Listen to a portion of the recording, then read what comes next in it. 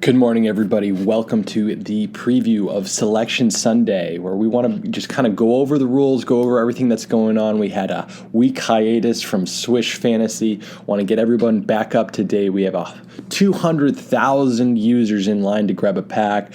Maybe some of those accounts were funny business, but in large part, we have a huge amount of people jumping into the scene, and I think people are going to be really excited about Swyysh Fantasy. So what is this thing all about? What exactly goes on here? Well, what you do is you pick 5 moments, each from a different player, and you have to pay attention to how those points are scored. Once you have your lineup and you have your 5 moments from your 5 different players, you're going to plop them into a showcase. You're going to save the showcase and then go to the Swyysh Fantasy main site. You're going to copy and paste. You see I have a couple of different lineups from previous weeks.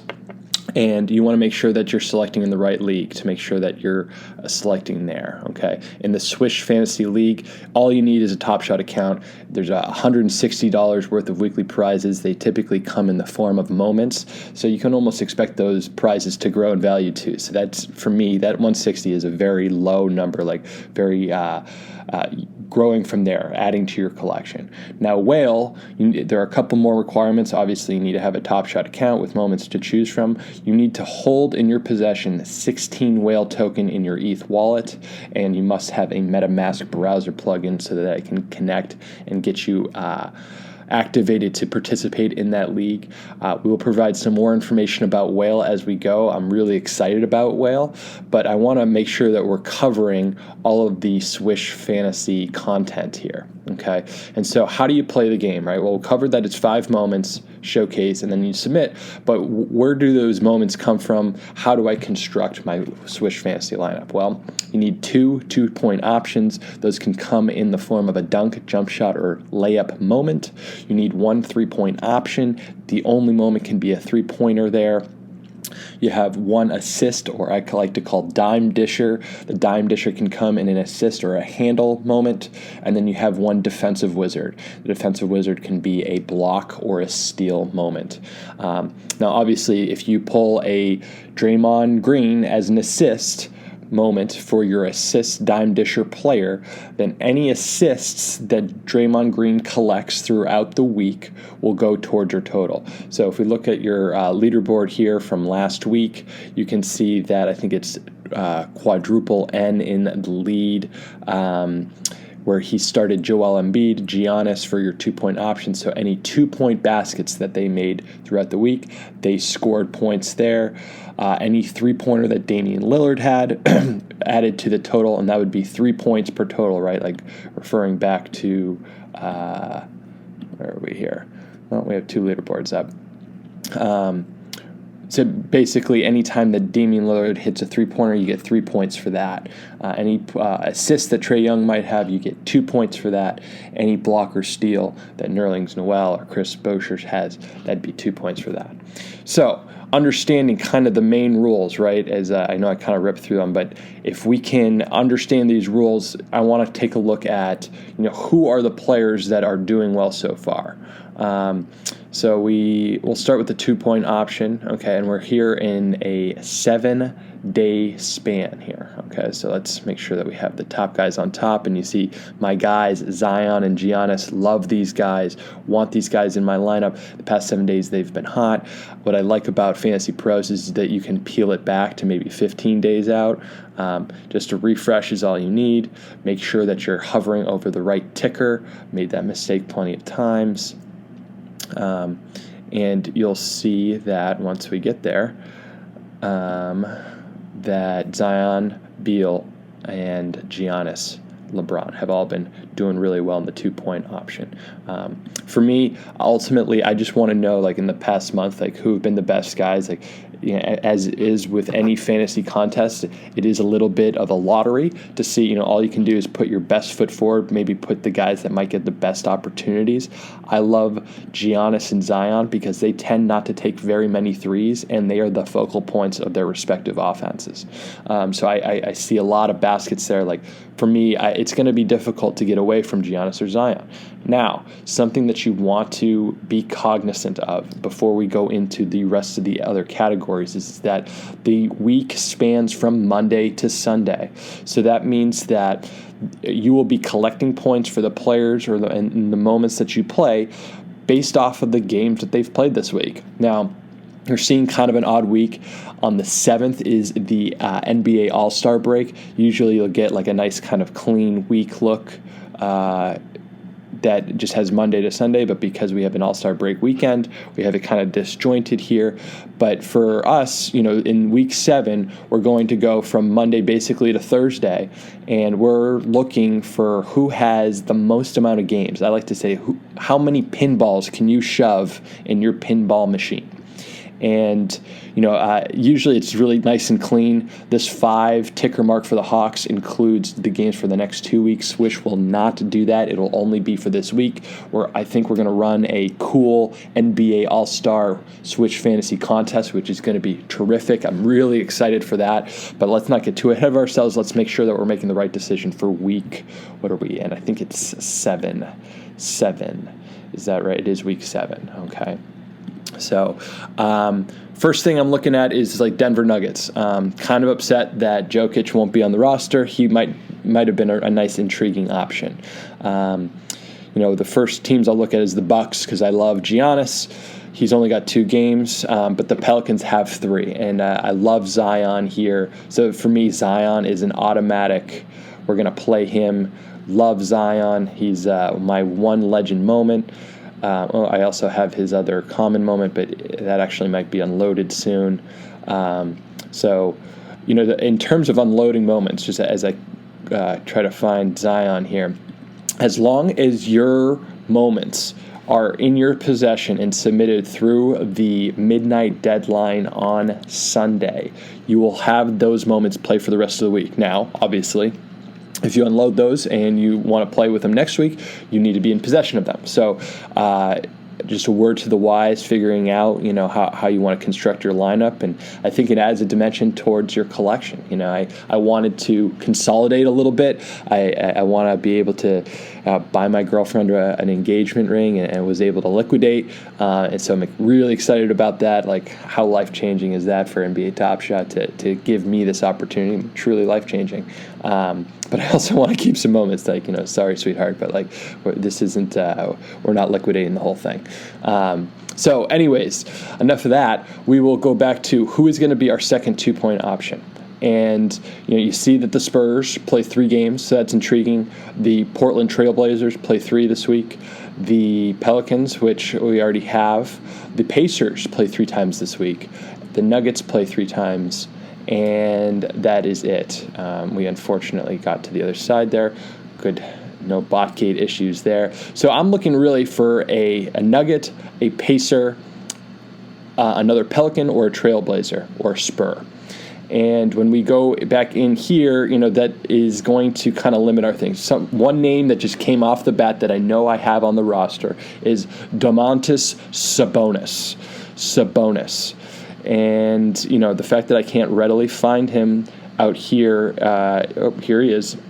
So he's definitely doing okay. He's doing okay. 97 2-point made in the past 30 days. I want to make sure that he's doing okay, that he's not hurt. Good game against in a loss to the Warriors. He is averaging 21 points. His full profile. He's a Gonzaga dude. Let's see some stats, maybe some game log. Let's go to the game log. That's kind of what we're looking at here. There's kind of a steady Eddie here. Steady Eddie. Don't necessarily want to hear from what's going on Discord, but I do like the idea of Sabonis. I like the idea that he missed the All-Star game. And, with 3 games before the break, I think he's going to go balls to the wall. So I think my guy in this other column is going to be Domantas Sabonis. And really excited about dropping big DS on week 7. I think it's a sneaky little play. I also kind of like his moment that we have here. Just a goofy white guy from Gonzaga. Anytime we can do that, happy to call him out for it. So that is what we're looking at to start now. Again, I have the option to change this selection up until midnight on Sunday. So, that is something that we'll keep tabs on. But let's kind of move on to the assist column. Now, if you look at the leaderboard here, James Harden assist is a really difficult moment to acquire. He's also one of the leading dime dishers in the league. Trae Young is a guy I've been kind of playing routinely. I've also played Chris Paul. So those are kind of my three guys, but don't take my word for it. Let's jump into Fantasy Pros, see who's been leading in the assist column. Draymond Green's a big guy. I picked him up. He's someone who the ball is constantly flowing through him. He's not, let's say, an elite shooter such as Steph is on his squad, and it seems like the ball always runs through him. And the assist, in the past 30 days, it kind of reflects that. Trae Young, James Harden, absolutely there. Jimmy Butler has a little bit of that Draymond Green effect, he's just involved. Russell Westbrook is an assist that is another moment that's hard to come by. I think he's a guy that, he's just a walking triple-double, and you can almost expect 10 from him a game. And then Chris Paul and Damian Lillard are right there. John Morant, I picked up his assist the other day that I really, really like as just a moment. Not ready necessarily to play him this week, but, I think the scheduling will absolutely play a factor here. Remember, we're looking at Spurs, Pelicans, Pacers, Nuggets, and that's about it. And so, I think when we're looking at Pacers, Malcolm Brogdon comes to mind as an assist option. Don't see him on this list so far. So, but someone, that we've played in the past that we've felt good about. I think what we want to do is I'd like to see how many games the Hawks are playing. They're only playing 2. But maybe some opportunity there. Let's see where the Warriors are playing. The Warriors. Golden State Warriors. Only playing 2 and it's back-to-back before. Not really a great option. What about Ja with Memphis? They're playing 2. Not wild about that. So I think, honestly, the player that makes the most amount of sense might actually be Damian Lillard handle. Let's see if I believe we have that moment lying around. Let's see what we got here. We have Damian Lillard handle. Boom. I think it's an obvious pick. We're going to prioritize the pinballs in the pinball machine. I think the one place I've gone wrong with that is that I have played some injured players. I played Chris Paul 2 weeks ago. He was injured. I played Embiid 2 weeks ago. And then, of course, this past week I played Kawhi Leonard. And, they're just, when you miss games, it basically ruins your week. You can't do it. So, yes, you want to have games, but it's important that they play. They have to play. And, Lillard's an all-star, so I have, some small concerns that maybe he doesn't play that last game. But, it's a 3-game homestand. Why not go strong into the week? I think it makes a lot of sense. Let's go with Damian Lillard. And, that leaves us now to the 3-point option. So, 3-point option for the past 30 days, I think is pretty obvious. And it's been either Steph Curry or Damian Lillard. Malik Beasley has been absolutely lighting it up as of late. He got suspended for 12 games for conduct off the court. So not someone we're going to look at for this week. Surprises me that Lonzo Ball is in the mix. I did not know that he is a sniper from beyond the arc. It looks like he had 6 threes in Thursday's loss. So that's interesting. For me, I made the investment weeks ago, it's almost a month ago, to make sure that I would never be behind the 8 ball and not play Steph Curry. I feel like he's just the absolute best option here. In Golden State, they only play twice. But, for me, what other options do I have? I'm not going to play Nemanja, just not going to do that. And I do have a Devin Booker. It's a cool cat. It'd be kind of cool to play a cool cat. You have LeBron James. That's another, the no-look three moment is nice. But, you have to kind of distance yourself from the emotion of this, right? Because, just because that's an awesome-looking moment with LeBron no-looking or a cool cat with Devin Booker, we want to make sure that, ultimately those guys are going to score in game, right? So, in game, let's see, it's basically between Booker, LeBron, or Steph Curry, with Steph playing twice. Let's see, with the Lakers, they play twice, so that's a wash, definitely going with Steph there. And then with Booker, with the Phoenix Suns, they only play twice as well. So, I think, for me, it's an obvious pick. I'm going to stick with my guy, Steph. A little bit concerned that someone comes over the top, with maybe a better option, but Steph is my guy from three. I think a lot of players playing this game are going to stick with him. It's part of the reason why this moment is so darn expensive. And so now we have just a defensive wizard option. And the defensive wizard for me it's a fun little moment to track because it is not necessarily where you're going to be collecting all of your points, but it is a place where it can separate you. I've been playing Rudy Gobert because it is indeed in the past 30 days he's been racking them up, but I think you see a different story when you start to cut it in half a little bit, and he hasn't been necessarily conducting a block party every other day as I was kind of hoping or expecting. So let's make sure that we're clicking on the right buttons here, getting all excited, talking about Rudy and how we love him, but he hasn't been doing great. Okay, so in the past 15 days, he's still doing fine there. I think we'll go back to the 30 days and we'll evaluate the steals because I think you have the choice as to, do you want to go for the thief or do you want to go for the guy shutting the door down? And I think if you toggle between the two, you're seeing that Rudy has just about 10 more blocks in that 30-day period than Van Vliet does stealing the basketball.